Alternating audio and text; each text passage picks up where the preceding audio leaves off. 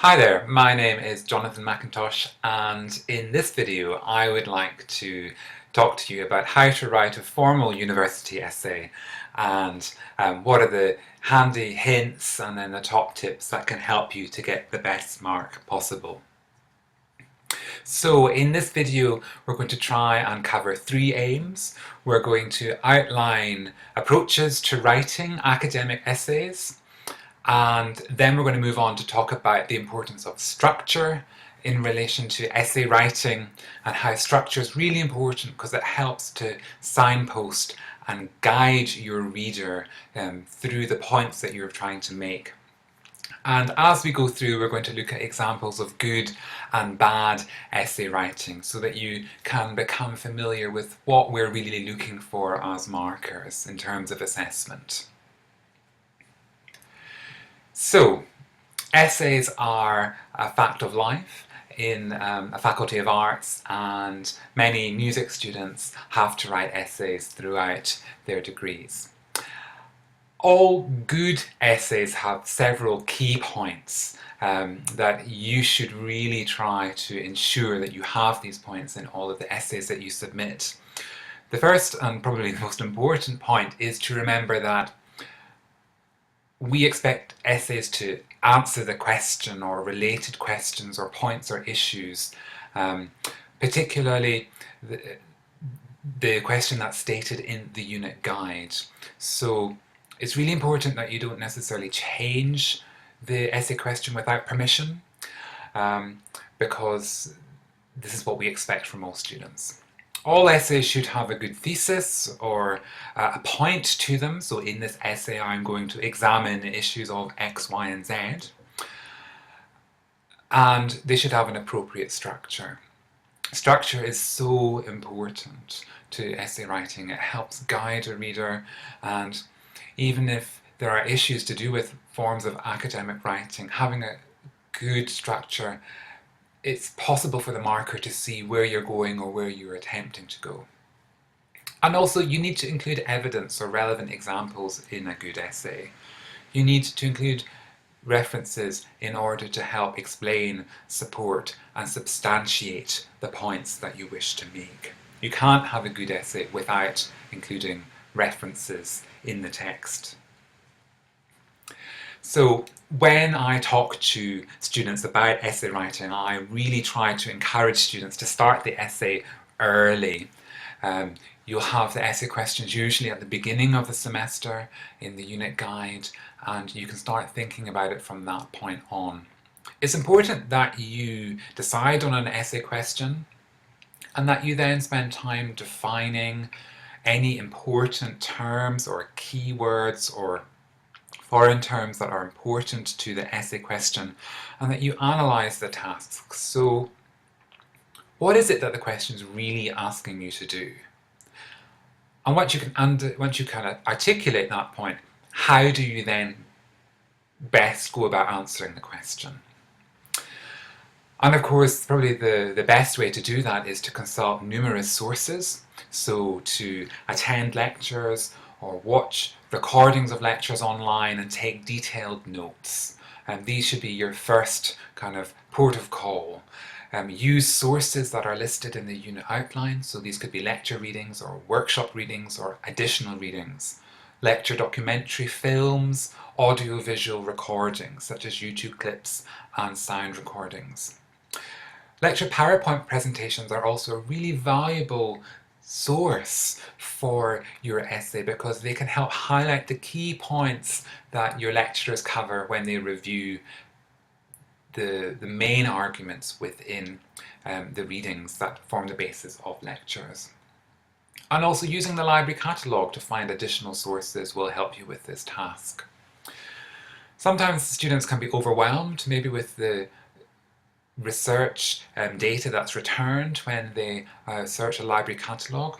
So it's important that you develop skills to be able to skim read information, use abstracts or introductions and conclusions in sources in order to help gain a general idea of what the gist of a source is and whether it's useful to your assessment. Take notes when you do reading by bearing in mind the question at all times. Sometimes readings are very interesting and they include lots of different facts, but you might not need to include all of them or refer to all of them for a specific assignment. And as you're going through this process, it's really important that you keep a track of all the sources that you've consulted. I encourage students to keep a running list of works cited, where they include full references for all the works. And if you're taking notes from these sources, make sure that you number the pages that you take notes on, and that you also write down the page number of any paraphrase or quote that you take from the reading. This will help you in the long term when it comes to polishing off the essay, and there's nothing worse than having a really good quote but not being able to find the page number from where you took this quote to include it in the essay. So once you've done your preliminary research, it's really important to organise your ideas. And I encourage students to do this with pen and paper or pencil and paper, because I feel that this provides you with the opportunity to really kind of get your ideas out in a kind of very definite sense. And sometimes when you're staring in front of a blank screen on a computer, it can be quite challenging to do this. So you need to choose your essay question, understand, analyse what's been asked of you. Then from this point you need to generate ideas that will help you look for and source resources, and these resources will then help generate more ideas. These ideas will then help you to create an outline, and again, doing this on paper is actually a very beneficial way to go about creating an outline. Many students do spider diagrams or make lists of ideas in order to do this. So that's kind of step one, which is the planning stage. Planning is really important to help you understand and gain a good grasp on the ideas that you're going to be writing about, and why you're going to write about these ideas and how they relate to the topic. The next step is to draft the essay. When I talk to students about this stage, I tend to encourage students not to necessarily start with the introduction. Of course, it's fine to go ahead and kind of put together a draft of the introduction, but don't get fixated on trying to get this correct the first time. Sometimes it might be useful to work on various sections of the essay and then actually come back to the introduction as maybe the last thing that you write, because by this time you will understand the content or the body of your essay and how it's moving towards the conclusion. And once you're in this kind of situation, then you're in a much better place to go back and hone the introduction to make sure that it tells the reader exactly what you're going to do.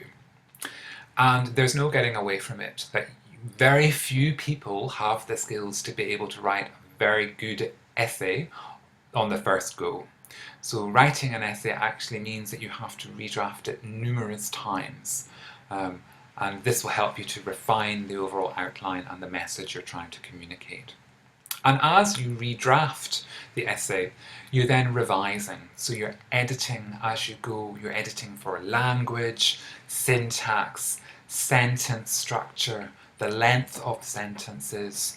You're editing in order to include references, short quotes, and in-text citations. And then once when you get to the stage of almost having a pretty good draft, then you move towards proofreading. So then you read the essay aloud at this stage, or you get someone to proofread it for you. And then finally, when you're happy with the essay, then you can move towards submission. So writing an essay is actually a very complicated process, and there are several steps involved. So don't leave writing the essay to the last minute. It only causes stress and confusion. So when it comes to structuring your essay, as a marker, we are looking for specific things. We're looking for an introduction in which you outline the question and then go on to interpret or identify the focus or the purpose of the essay. In doing this, therefore, you're actually telling the reader in your own words how you interpret the question, and then you're outlining the scope of the essay. It's very important that you then state a thesis. So a thesis is the point that you're trying to make in this essay. And tell the reader, after you've stated the point that you're trying to make, why you are making this point. This is really important. And after you've then told us why you have adopted this thesis, you can then go on to say how the structure of the essay will help you to answer this question or address this point, address the thesis. So this is where you can kind of say, to begin, the essay first examines issues of X, Y, and Z in order to investigate such and such. Following, the essay then examines A, B, and C in order to do something else. Finally, the essay then addresses issues of D, E, and F before moving on towards the conclusion. So you set up very clearly what it is that you're going to do, how you understand the question, what the point of the essay is, and what the structure of the essay is. So the reader is now expecting to see that structure as we move through the essay. So we move from the introduction then to the body, and this is where you kind of flesh out the kind of supporting material and develop a train of thought that helps you answer the thesis that you've set for yourself. So there should be several paragraphs in the overall body of the essay. Each paragraph should be well developed, so not just a series of 2 or 3 lines. That indicates to a reader that the ideas are not very well developed and there hasn't really been a lot of thought gone into the essay. So each paragraph should start with a topic sentence that helps introduce the idea that's going to be discussed. Each paragraph should then also address one issue. So don't try to address too many things in a paragraph. After you've stated the topic sentence, then include supporting details, which can include in-text references, some short quotes, and then you conclude the sentence in some type of way by drawing together the point. And sophisticated essays use a concluding sentence as a means to link to the following topic sentence. And by doing this, you create a much better sense of flow to the essay, and it helps communicate a better sense of sophistication with academic writing. So you should tend to do this for each of the paragraphs that you're using. And then once you get to the conclusion, you should restate the summary. So remind the reader about what the point or the question that you're addressing, and then you should start to summarize the main points that have helped formulate your argument. Don't just replicate the introduction. So in the introduction it would be the essay will do this, the essay will do something else. And then in the conclusion say the essay has examined this and the essay has examined something else. Try to move beyond this, and this will help you to get more marks. Following, you should have a reference list or a list of works cited.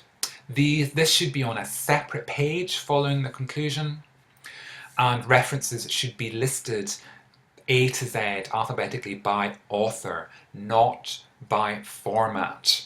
It's something that it just kind of annoys markers when they see this, so make sure that sources are listed A to Z according to the author's surname.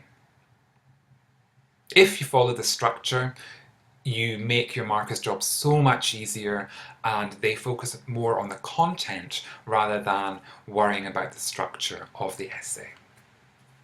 So, the introduction should grab the reader's attention. You're telling them a story, in effect, and you want to communicate this story in a really kind of exciting and dynamic way. An academic essay doesn't have to sound academic. So imagine the best kind of stories that you were told as a child. So once upon a time in a land far, far away, there lived such and such a character in such and such a context. This is a good way of setting up your essay and inviting the reader in. Present them with the thesis in this manner. And helpful beginnings are, this essay is about gamelan music, or this essay is about Indian music, or even worse, I'm writing to tell you about X, Y, and Z. It's just, the language is kind of boring, it's not very exciting to the reader. So grab our attention. And really avoid vague introductory sentences. You've got a limited word count, so you want to make every word count. And this is where being able to use language in a really concise but creative way and an accessible way helps your reader to understand your points. So avoid saying things like music is important in many sub-Saharan cultures. That's what this essay is going to talk about. That's not going to inspire your reader and make them sit up and go, oh wow, this sounds really interesting, I'm going to enjoy this essay. Because that's what you should really want to make your reader think at this point. Introductions are so effective. Imagine you go for a job interview. You really want this job, but you turn up in a t-shirt, shorts and thongs. Now, for some jobs, like if you want to be a lifeguard, that might be alright. But first impressions really matter. And so really focus on the introduction and try and get it into as best a shape as you can. So here's an example of an introductory paragraph. On March the 4th, 1849, John Smith was born to Anna, Bradcock Smith and James Smith. Although clearly not of humble origins, John was acquainted with several prominent and influential men of politics with whom he discussed matters of mathematics, history, science, law and theology. Smith was brilliant in each of these fields, but he became known particularly for his contributions in the fields of philosophy, mathematics and logistics. This essay will not only shed light on some of Smith's theories and words regarding these three areas, but will also tell of the events in his life that made him the man that he was. So this is an essay that comes from Kimberly Chapman, who has an amazing essay writing site that you might want to go and look at. So we don't necessarily know about John Smith, this has nothing to do with music, but we're looking at it in terms of the mechanics of essay writing. So it starts by telling us about who John Smith was. It provides us with his date of birth, and it then goes from the general towards the specific information. So we're told that he didn't come from humble origins and that he was into politics, and then he discussed several different issues including mathematics, history, science, law, logic and theology. And although he was brilliant in these fields, he then became known for his contributions to a select number of fields: philosophy, mathematics and logistics. So you can see there that the author is narrowing down the focus of the essay to focus on these fields, and then the essay tells us what it's actually going to do and how it's going to do it. So it's going to tell us about his theories and words, and it's also going to tell us about a bit of his background and how this links into these theories. So your introduction might be a bit longer than this, but as you can see, this is a good example of what an introduction should do. It sets up shop, it tells the reader what the essay is about, what the thesis is, and how it's going to do that in terms of structure. And you can say this essay will, or you could say in this essay I will examine.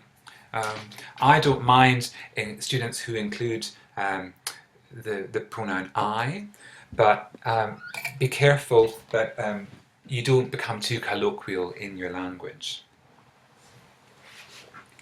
When we move on to talk about the paragraphs in the body of the essay, again, try to relate each paragraph one to the next in some type of fashion. It really demonstrates to the reader that you've put in a lot of thought and effort making these connections or these links that are so important in order to help language gain a better sense of flow. So when we talk about connections or links or relating each paragraph, we're talking about various forms of articulation. And imagine if you've got a nice kind of legato phrase in a piece of music, and then you need to connect one phrase to the next. If there's lots of staccato notes or stopping and starting, it's not going to help the essay, or they're not going to help the music achieve that sense of flow. The same is true of an introduction. If you want to use subheadings, that can be very important, and it can also be extremely useful to help guide your reader. It can help to also break up the prose and provide a segue between all the different sections. Each paragraph should address one main point, and you should develop this point fully. So no short paragraphs of 2 or 3 lines. As markers, we really hate to see these points. So although each paragraph addresses one point, you can then use sub-points to help you address this main point. And when I encourage students to do plans of essays, I ask them to come up with overall points to be addressed in paragraphs, and then to jot down sub-points underneath the main point. And then with this in the plan, they can then move on to use these points in order to develop sentences to create a full paragraph. So here's an example from paragraph 1 of the next essay, in the essay about John Smith. So, Smith was born in Scotland to Amelia and John MacLeod. A plague in 1850 killed Amelia and John, leaving 2-year-old John an orphan. With no nearby relatives, John was placed in an orphanage where he was luckily discovered by Nancy and Arthur Smith. The Smiths were a couple visiting Scotland for Arthur's research on castles. The orphanage happened to be housed in what had once been a castle, and the Smiths fell in love with the precocious John while there. They took the child back to the US with them in 1860. So this paragraph is used to provide a lot of kind of background or biographical information about John Smith, and we learn about his parents and how he came to move from Scotland to the United States. It also includes an in-text reference.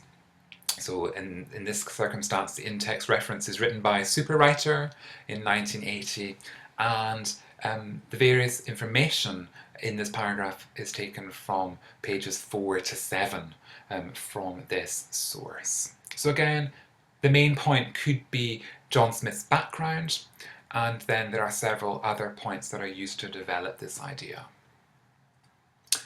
Moving on.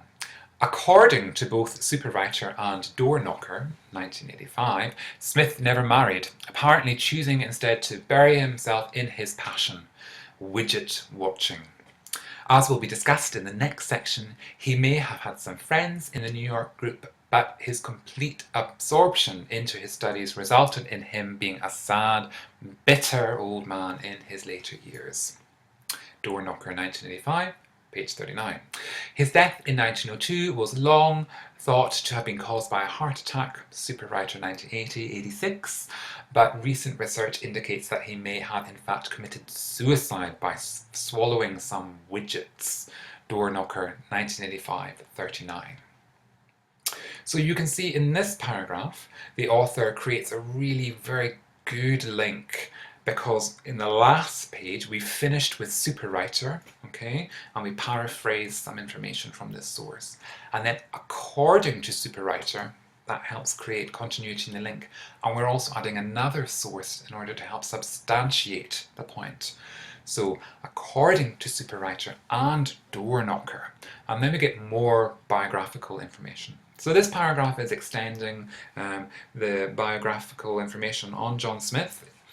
And we've also got a direct quote when it says, had some friends in the New York group, but his, quote, complete absorption into the studies resulted in him in being a sad, bitter old man in his later years, close quote, and then the in-text reference. So that quote really runs very well in that paragraph, and that's another thing to remember when you include quotes in formal essays. Make sure that they actually fit the syntax that you're using. So if you're writing in the present tense, make sure your quote is in the present tense. If it's in the past tense, it just shows kind of a lack of understanding of how to embed quotes. And then we've got 2 more kind of paraphrases or the use of in-text references in order to support points in this paragraph. Then we've got another 2 paragraphs. Smith's involvement with the New York widget watchers provided him with continual funding, and may have also served as a surrogate family in his later years. Superwriter states that Smith's comrades in New York were closer to him than anybody else, including family. New evidence, however, indicates that if the relationship with the New York Association once was harmonious, it eventually decayed. Doorknocker has unearthed memos from the group dated shortly before Smith's death in 1902 that make mention of the possibility of throwing him out of their ranks due to increasing drunkenness. A particular unpleasant display at the group's Christmas party may have been the last straw. So these are slightly shorter paragraphs, but we continue to learn more about Smith, his involvement with widget watching, and that you can see the use of another direct quote in paragraph 3 and a paraphrase in paragraph 4. And I really like how in paragraph 4 that it starts with, we're told that about Smith's comrades in New York, etc., etc., and the notion of family. But then chapter 4 kind of disputes this fact by saying, new evidence, however, indicates that if the relationship with the New York Association was once harmonious, etc., etc. So the use of however as a transition word is very important. And then when you're creating links, utilize various transition words. Don't use them all the time because they can become repetitive and kind of overwork the language. But if you know how to use them really well, they can really help bring your language alive. In paragraph 5, although it is not a certain fact, it is reasonable to consider the possibility that Smith did not commit suicide because of his impending loss of financial and scholarly support. It is true, it indicates how, if this is true, it indicates how deeply passionate Smith was about widget watching. If he could not continue his studies and was separated from his colleagues, he seemingly felt that he had no reason to live. So this is picking up from the idea at the end of paragraph 5, where it's really saying that it's talking about the death of Smith, okay? Whereas paragraph 5 goes on to say, well, maybe this wasn't suicide then because of drunkenness. Again, I'm not using this essay as an example of how to write a music essay, but I'm using this essay as a way to help develop paragraph ideas, demonstrate linking between paragraphs, demonstrate that each paragraph has a main point with subpoints that help communicate the story that you're trying to tell the reader through the essay. And we've seen examples in most paragraphs. Paragraph 5 is perhaps an exception of in-text references being used in each paragraph to help support, explain, or substantiate points in the story. So once you've then talked about the main points in the body of the paragraph and kind of included the points that you want to include in the story, that is the essay, you then need to bring the various strands together in the essay and to write a conclusion that is well grounded in the main points that are said in the body of the essay. This is really important. Students can often be disappointed with essays because their conclusions don't bring everything together. They're not well grounded. They don't refer back to the points raised in the introduction and also the points that are developed throughout the essay. So it has to be, the conclusion has to be a logical ending to the story. It has to refer back to the introduction and the points that are developed in the body of the essay. It needs to bring all this information together. And this is what makes writing an effective conclusion thought-provoking work. It's not impossible, and sometimes it's difficult, but a really good conclusion is your last opportunity to make a final impact on your reader, to make your reader go, wow, this is a really well-constructed essay. Never introduce new information into the conclusion. It's a way to lose marks, and it just shows that there are problems with structuring the essay. You can go beyond the points in some type of a way when you are summarising, but don't introduce a new topic or a new reference that you haven't really used in the text before. So, when you're structuring the conclusion, it can be nice to have a link to the previous paragraph.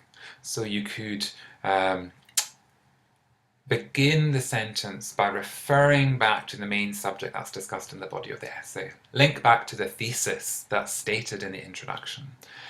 You can also indicate to the reader that this is the conclusion. We are coming to the end, and you can do this with a subheading, a simple subheading that just says conclusion, or in conclusion, or in summary. These are techniques to signal that you are coming to the end, and these are the final words on the subject. Be brief in your conclusion. Don't go on and on, but don't necessarily be so brief that you don't cover the main points in the issues. Reinforce the thesis statement. Tell the reader what you've done and how you've said these points. This gives a greater sense of unity to the essay. So here are some examples of concluding paragraphs. The first one is a bad example. From all this, it is clear that John Smith changed the life of widget watching by inventing the widgetoscope. My life is enriched for knowing about this wonderful man in his amazing field. John Smith will forever be remembered as the greatest widget watcher that ever lived. As a marker, when we read things like this, we just go, oh no. We really don't want to know your opinion, okay? And sometimes, unless it's explicitly asked for, don't really voice your opinion in essays, or I didn't like this essay topic, or couldn't find materials, etc., etc. Use the argument, the points that you put forward in the essay and the sources that you've used in order to articulate the point that you want to make, articulate your argument. You can have a point of view in essays, but you use sources in order to articulate this fact. You avoid saying, I think, I didn't like this, and avoid saying things like, I've learned so much from writing this essay, I feel very enriched or whatever. We don't want to read that as a marker. We want to see that you can draw the various strands together. So if we look at the good example, in conclusion, John Smith's contributions changed the field of widget watching. His widgetoscope helped to turn previously vague theories into provable laws of widgetry. Smith may have suffered loneliness and ultimate death due to his dedication to his studies, but the field today recognises him as one of history's great widget watchers. So here's an example of the conclusion using in conclusion, or you could use in summary, as a means to signal to the reader, we're coming to the end now. So this communicates to the reader that they really want to see the thesis restated, and they want to see you wrapping up the main points. Okay? Use the introduction to tell the reader what you are going to say, what the thesis is, and how you are going to say it. This outlines the structure. In the body of the essay, then say these points in the order that they were discussed in the introduction. Following, in the conclusion, restate the thesis, go back and summarize the points in the order that they were mentioned in the essay, and you can go beyond these points if you wish to. This creates a really clear structure that helps to communicate your ideas. So even if you might not have the best formal written language skills, if you have a really cracking structure, okay, this can help communicate your ideas. And it can give you extra marks. And the marker might say, well, there are issues to do with language that could be improved. How overall the structure really helps this essay to hang together, and it deserves such and such a mark. So don't overlook structure, and don't overlook refining structure and using links and maybe tweaking language as you are working on the essay in the editing and proofing stage. Of course, you have to use sources and sometimes quotations in order to help support the points that you are trying to make in an essay. You can't just write an essay and have a list of works cited after the conclusion. You need to include in-text references in the text. So quoting sources is a really important part of the skill of essay writing, and it's an ingredient that we look for in the entire mix of an essay.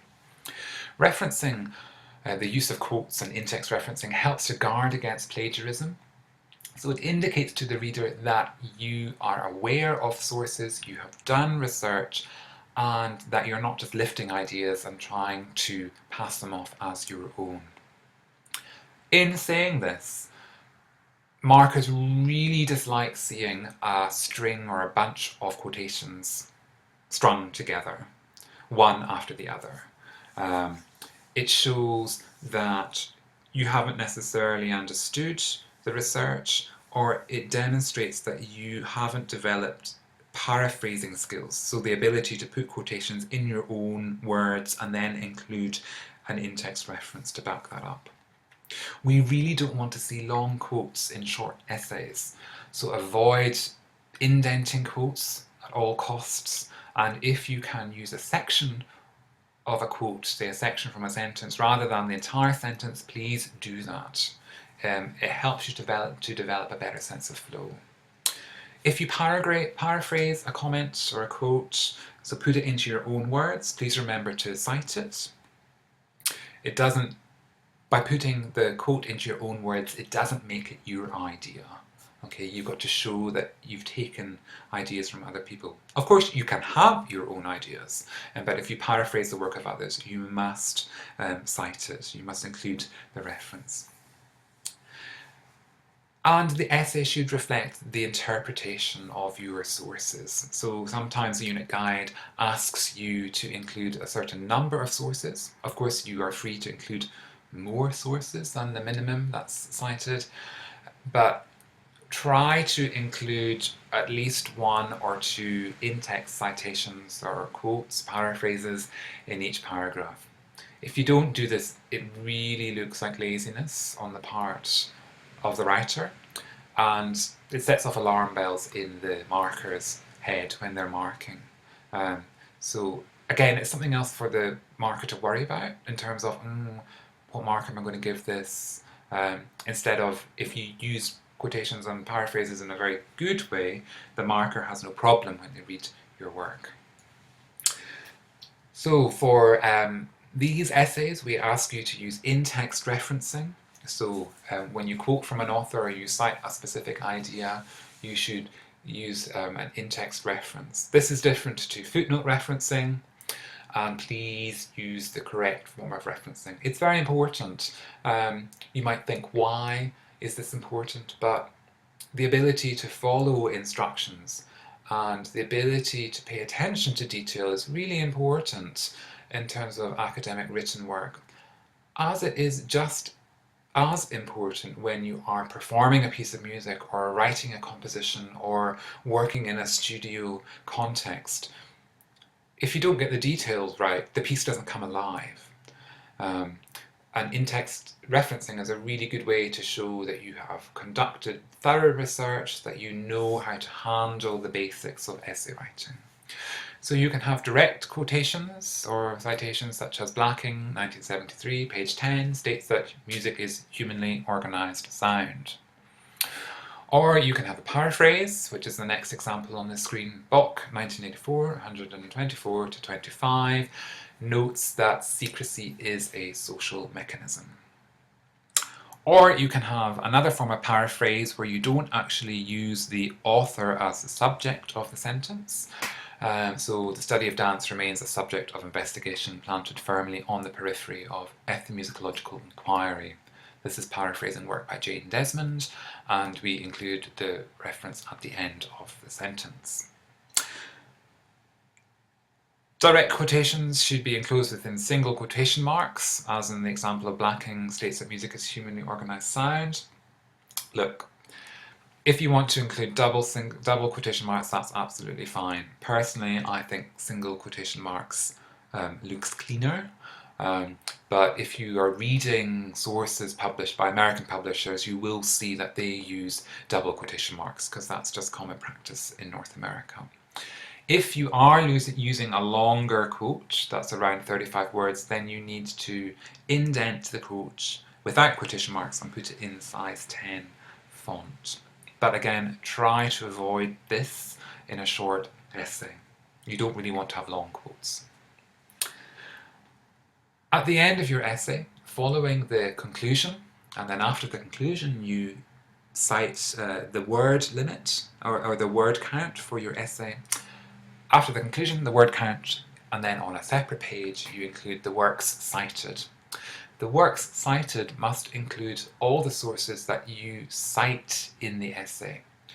Not all the sources that you have read for the essay, only the sources that you have cited in text. This is very important, and it shows again an understanding of the academic referencing process and shows your ability to adhere to instructions and follow details.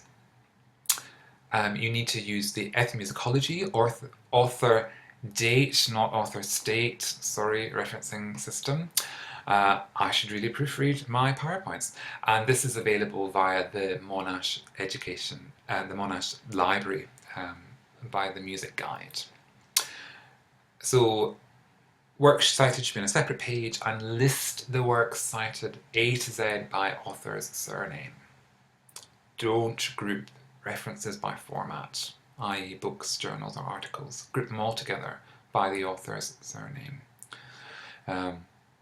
Again, it's a final impression that you leave with the marker in terms of the references cited, and really good references can have an impact of, in some circumstances, as much as 5% in terms of the mark. So that's half a grade band. So make sure that you leave enough time to look at the referencing guide, the ethnomusicology author date guide, and edit the references. Get a friend to do that for you, then you can edit their references as well. Here are 3 common sources for works cited: a single authored book, a chapter from an edited book, and a journal article. There are many other types of sources that you may cite in the essay, and most of these are included in the referencing guide for ethnomusicology, which is available on the Monash website. So, we've talked about many different things in this video presentation, but I hope it's given you a better understanding of how to go about planning the essay, structure the essay, and from the examples we've used of John Smith and widget watching, giving you some tips and pointers for linking between paragraphs, developing paragraphs with a main point and subpoints, and how to conclude the essay. So, formal essay writing is a skill that requires careful and diligent development and practice. It's just like playing an instrument, singing, composing a piece of music, creating a work in a studio environment. It's a key skill that all musicians need to be able to do. If you have excellent written expression, you will stand out in terms of job interviews and applications. The structure of the essay is crucial. It helps to guide the reader. It helps to set up shop, introduce your story, tells your story in a very dynamic way, and helps draw your story together in terms of the essay.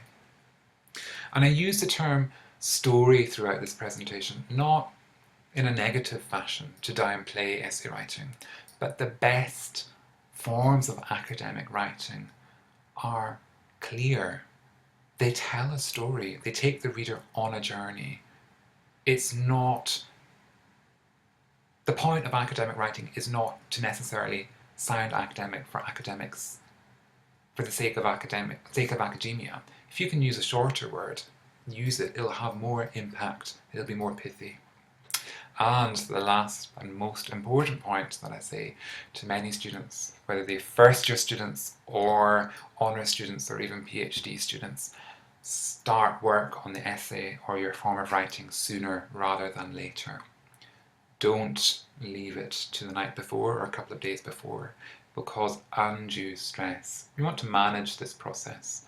You wouldn't commence learning a piece of music, writing a composition, or working on a studio piece of work the night before. It wouldn't lead to a very successful result.